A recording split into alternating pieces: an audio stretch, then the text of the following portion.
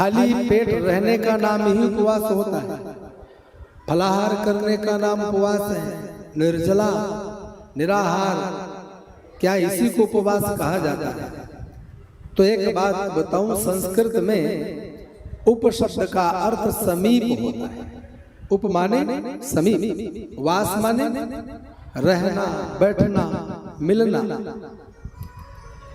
जिस भगवान का या जिस देवता का हम लोग अनुष्ठान करने जा रहे हैं, मंत्र जप करने जा रहे हैं, जिन्हें प्रसन्न करने का संकल्प कर रहे हैं, हम उस पर्व पर, उस तिथि पर उसके अधिक से अधिक समीप रहें, इसी का नाम उपवास होता है।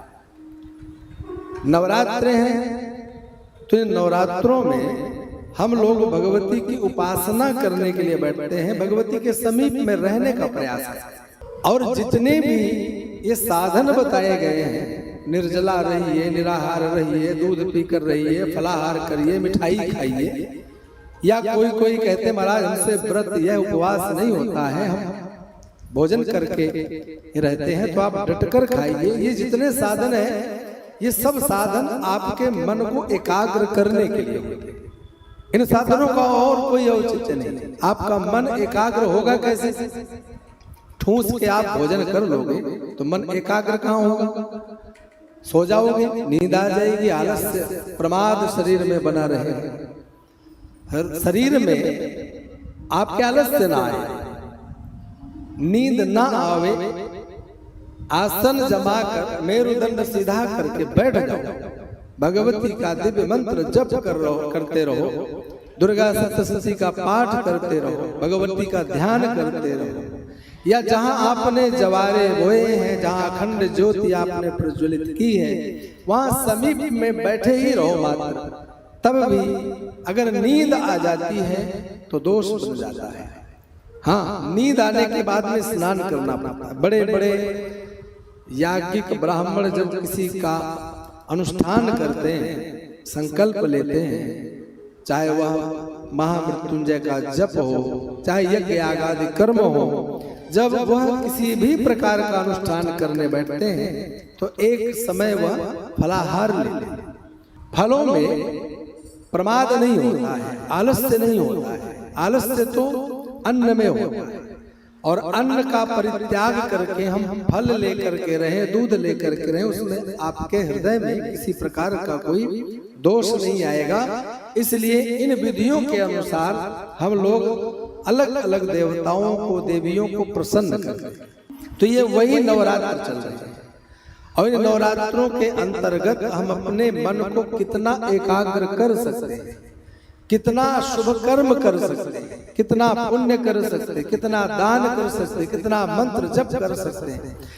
अगर आप मंत्र जप, अनुष्ठान, देव पूजा इत्यादि नहीं कर सकते हो तो इन नवरात्रों में कम से कम एक संकल्प करें कि जो बोलेंगे मीठा बोलेंगे, कोई भी वाणी से अपराध नहीं करेंगे, किसी भी प्रकार के अखाद्य पदार्थों को नहीं खाएंगे।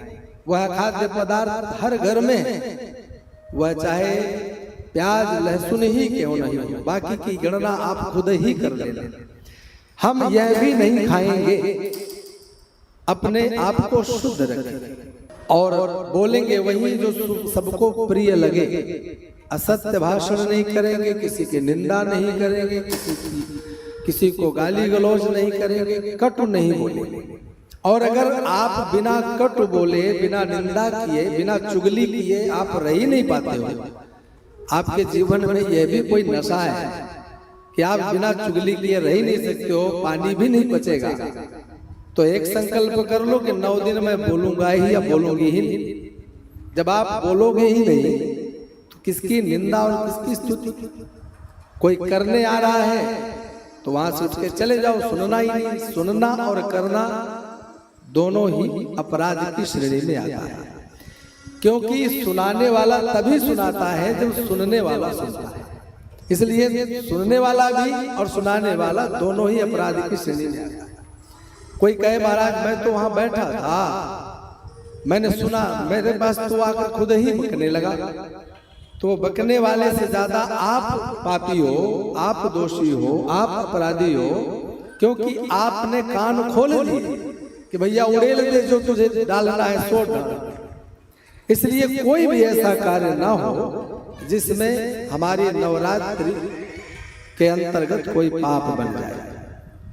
और सबसे बढ़िया बात, हम अगर किसी भी प्रकार से पूजा पाठ अनुष्ठान आदि के लिए समय नहीं निकाल पाते हैं, हमारे पास कोई समय नहीं है, साधन नहीं है, घर में स्थान नहीं है, घर में नाना प्रकार के कार्य हैं, तो अगर ऐसे पावन अवसर पर कहीं ऐसे भगवान के दिव्य सत्संग चरित्र चल रहे हो तो वहां जाकर के हम बैठ, मन की एकाग्रता का परिचय तो वहीं होता है जहां कहीं सत्संग, भगवत कथा इत्यादि का आयोजन होता है और हम वहां बैठकर शांति से कथा सुनते हैं।